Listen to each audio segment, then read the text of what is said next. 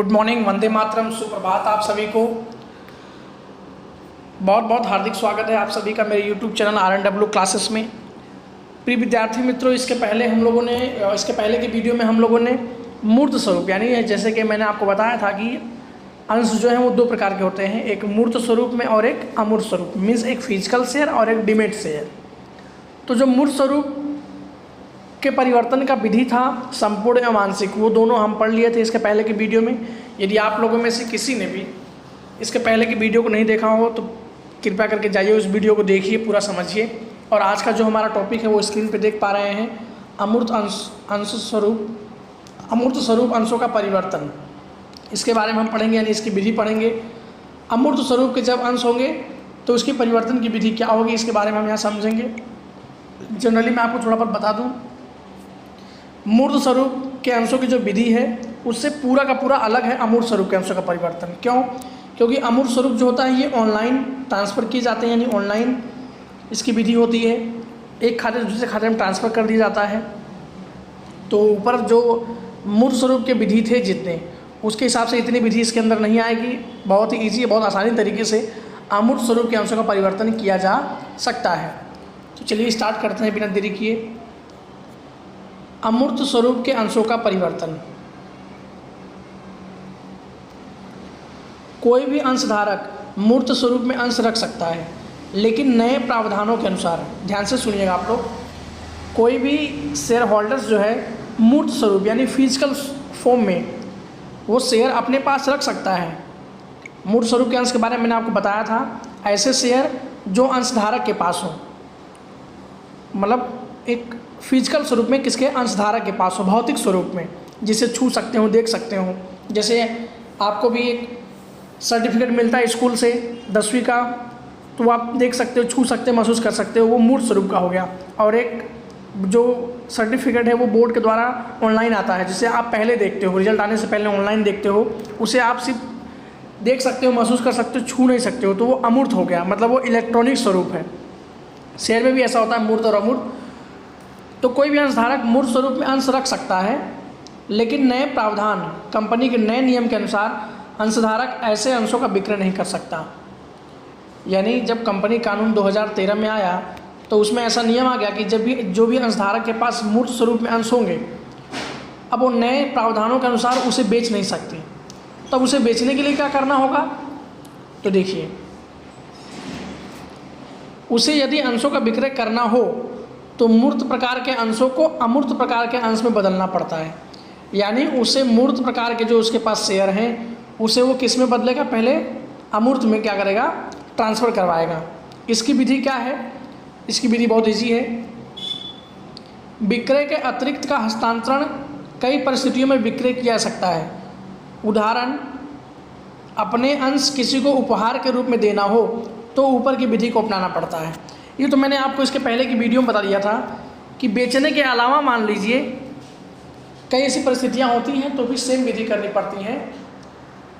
जैसे मान लीजिए कि मैं अपने शेयर किसी दोस्त को उपहार के रूप में यानी गिफ्ट के रूप में देना चाहता हूँ, तो भी मुझे विधि वही करनी पड़ेगी भौतिक स्वरूप के अंश का।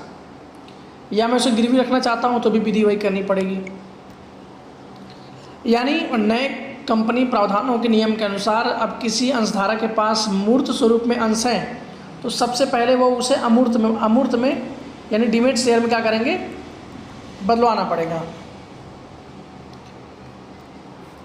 डिमेट अंश अर्थात भौतिक स्वरूप के अंशों का इलेक्ट्रॉनिक स्वरूप में निश्चित प्रक्रिया अंतर्गत रूपांतरित किया जाता है। डिमेट अंश क्या होता है? यानी जो भौतिक स्वरूप में अंश है उसी को इलेक्ट्रॉनिक स्वरूप में बदलना। जैसे भी हमारे पास कोई फ़ोटो है, मैंने उसका फ़ोटो खींचकर मोबाइल के अंदर फेसबुक पे अपलोड कर दिया है एग्जाम्पल, तो वो अब अमूर्त हो गया। पहले हमारे पास जो फ़ोटो था वो मूर्त है। तो ऐसा भी यहाँ होता है कि मूर्त स्वरूप के शेयर हों तो उसे अगर इलेक्ट्रॉनिक स्वरूप दे दिया जाता है तो उसे डिमेट अंश कहा जाता है। और डिमेट जब अंश बन जाएगा, मतलब जब कि अमूर्त स्वरूप के अंश हो जाएंगे, तब उसकी जो विधि है अभी हम समझते हैं, जिसमें विनियोगकर्ता को यानी इन्वेस्टर्स को डिपॉजिट पार्टिसिपेंट के पास खाता खुलवाना पड़ता है। देखते रहिए, डिमेट अंश के लिए क्या करना पड़ेगा, अंशधारक को डिपॉजिट पार्टिसिपेंट, भारत में 2 प्रकार के डिपॉजिट पार्टिसिपेंट हैं डीपी, एक है एनएसडीएल और एक है सीडीएसएल। यानी विनियोगकर्ता को डिपॉजिट पार्टिसिपेंट के पास खाता खुलवाना पड़ता है।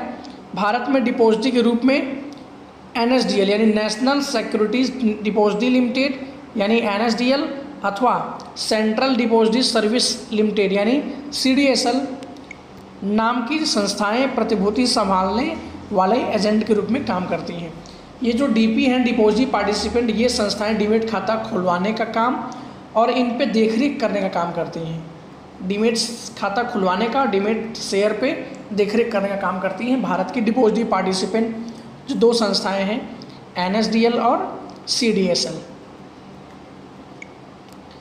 इन संस्थाओं की ओर से सरकारी और निजी क्षेत्र की बैंक, शेयर दलाल तथा अन्य वित्तीय संस्थाएं डीमैट खाता खोलती हैं। इस तरह की संस्था के पास खाता खुलवाने के बाद वह संस्था खातेदार को इंस्ट्रक्शन स्लिप देती है जिसका उपयोग खाताधारक शेयर खरीदी बिक्री के लिए करता है। अब देखिए एनएसडीएल सीडीएसएल यानी डिपॉजिट पार्टिसिपेंट की तरफ से सरकारी और निजी क्षेत्र की जो बैंकें हैं या फिर शेयर दलाल या अन्य वित्तीय संस्थाएं मतलब कि अन्य फाइनेंशियल इंस्टीट्यूट डीमैट खाता खोलती हैं, यानी डीमैट खाता खोलने का काम करती हैं और देखरेख करने का काम करती हैं। और इस तरह की संस्था के पास खाता खुलवाने के बाद, यानी ये जो हमने पढ़ा सरकारी, निजी क्षेत्र बैंक, शेयर दलाल और वित्तीय संस्थाएं, इन संस्थाओं के पास से डीमैट खाता खुलवाने के बाद वह संस्था खातेदार को इंस्ट्रक्शन स्लिप देंगी। इंस्ट्रक्शन स्लिप का एक स्लिप होता है जिसका उपयोग करके यदि शेयर होल्डर चाहे, खाताधारक चाहे तो शेयर की खरीदी भी कर सकता है और बिक्री भी कर सकता है। यानी यहाँ शेयर को बेचने के लिए ये सब इतनी लंबी विधि नहीं करनी जो हमने पहले पढ़ा था भौतिक स्वरूप के अंशों में, अंश परिवर्तन, पंजीयन कराना, अंश परिवर्तन फॉर्म भरना, अंश परिवर्तन फॉर्म अंश प्रमाण पत्र भेजना, फॉर्म भेजने की रसीद प्राप्त करना, अंश परिवर्तन संबंधी नोटिस द्वारा सूचना देना, ये इतनी विधि नहीं करनी है। बस आपको क्या करना है, अपने मूर्त स्वरूप के अंश को अमूर्त में बदलवाइए और यानी डीमैट अंश से बदलवाइए। डीमैट अंश कौन कौन खोलता है, कौन कौन निकाल सकता है, सब बता दिया गया। फिर जहाँ पे आप खुलवाएंगे वही आपको एक इंस्ट्रक्शन स्लिप देंगे और इस स्लिप का उपयोग करके आप अपने शेयर को खरीदी बिक्री कर सकते हैं। बस इतना सही काम है। ये रहा इंस्ट्रक्शन स्लिप जो आप अपनी स्क्रीन पे देख पा रहे हैं। थोड़ा मैं छोटा करता हूँ आप लोग के लिए। इंस्ट्रक्शन स्लिप का नमूना पूरा यहाँ पे डिटेल्स दिया हुआ है, कैसे क्या भरना रहता है इसमें, delivery receipt, client contact, mobile number, सभी चीज़ को आप देखिए, ध्यान से पढ़िएगा, सब समझ में आ जाएगा। फिजिकली रूप से जब हम उपस्थित होंगे विद्यालय में तो और भी समझा दिया जाएगा।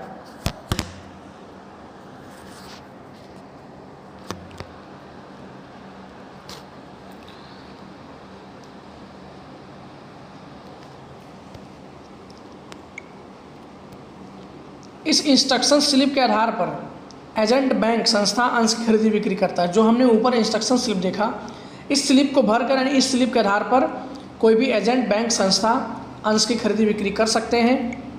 खरीदी बिक्री की प्रक्रिया ऑनलाइन कंप्यूटर पर होती है, यानी अंश की जो खरीदी बिक्री है ये सभी प्रोसीजर्स जो प्रक्रिया है वो ऑनलाइन किया जाएगा कंप्यूटर लैपटॉप के माध्यम से।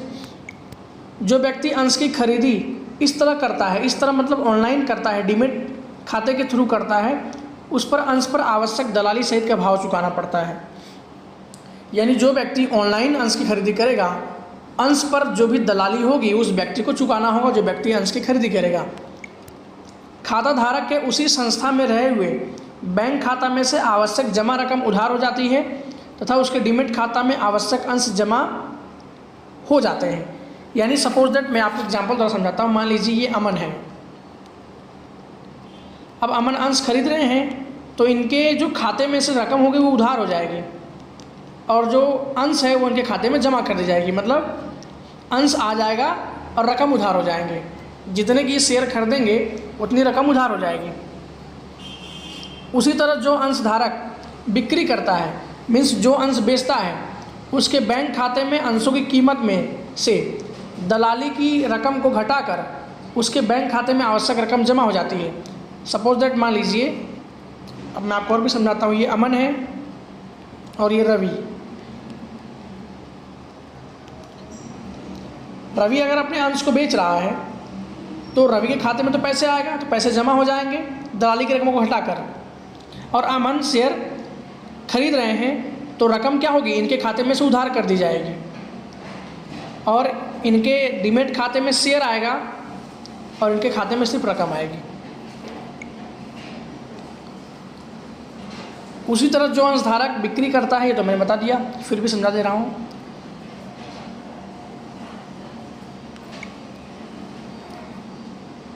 जो अंशधारक अंश की बिक्री करता है उसके बैंक खातों में अंशों की कीमत, यानी आपको इतना याद रखना है, जो अंश बेचेंगे उनकी जो रकम है उसमें से दलाली और टैक्स, दलाली और कर को घटाकर आवश्यक रकम उनके खाते में जमा हो जाएगी और उसके डीमैट खाता में बेचे गए अंश उधार हो जाएंगे। इस तरह जिन अंशों की खरीदी बिक्री की गई हो उस व्यक्ति के खाते में जमा या उधार हो जाता है। यानी आपको इतना याद रखना है, जो व्यक्ति अंश की खरीदी करता है उसके खाते में से रकम उधार हो जाएंगे, अंश जमा हो जाएंगे। जो व्यक्ति अंश की बिक्री करता है यानी अंश बेचता है, इसके खाते में रकम जमा हो जाएगी और अंश क्या हो जाएंगे, उधार हो जाएंगे, क्योंकि अंश कम हो जाएगा।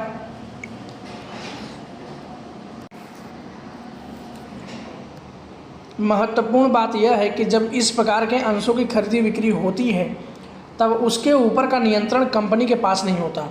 सबसे इम्पोर्टेंट बात क्या है, जब डीमैट खाता अंशों की खरीदी बिक्री यानी ऑनलाइन खरीदी बिक्री की जाएगी तब इसके ऊपर कंपनी का नियंत्रण नहीं होता। जैसे कि हमने इसके पहले पढ़ा था, मूर्त स्वरूप के अंशों पर जो नियंत्रण होता है कंपनी का होता है, कंपनी मंजूरी देती है अंशों को बेचने के लिए। लेकिन यहाँ पर नियंत्रण कंपनी के ऊपर नहीं होता, कंपनी को कोई कार्रवाई करनी नहीं होती है, परंतु NSDL और CDSL जो दो डिपॉजिट पार्टिसिपेंट हैं, यानी डिपॉजिट पार्टिसिपेंट एक प्रकार के दलाल हैं जिनका काम डीमैट खाता और डीमैट खाते में रहे हुए शेयर पर देखरेख करना होता है। NSDL और CDSL के प्रतिनिधि के रूप में कार्य करने वाली संस्था बैंक ये कार्रवाई करती है। मतलब NSDL, CDSL और बैंक ये दोनों पर खरीदी बिक्री कार्रवाई करती हैं। संबंधित कंपनी स्वयं के कंप्यूटर पर कौन नया अंशधारक बना है या पुराना चला गया है, दिए गए वेबसाइट पर यानी वेब पेज पर जाकर देख सकते हैं। कंपनियां सिर्फ देख सकती हैं कि उनके कौन नए अंशधारक बने हैं और कौन पुराना चला गया, ये NSDL और CDSL के द्वारा निर्धारित किए गए वेबसाइट पर जाकर देख सकते हैं। आज के लिए इतना ही विद्यार्थी मित्रों, मिलते हैं कल के नेक्स्ट वीडियो में। आप लोग ज़रूर बहुत सारे लोग जुड़िएगा, देखिएगा और ये जितने भी चीज़ें आपको पढ़ाई गई हैं आप शुरू से लेकर लास्ट तक देखिए, तभी आपको पूरे कंप्लीट वीडियो समझ में आएगा। तब तक के लिए वंदे मातरम, मिलता हूँ नेक्स्ट वीडियो में।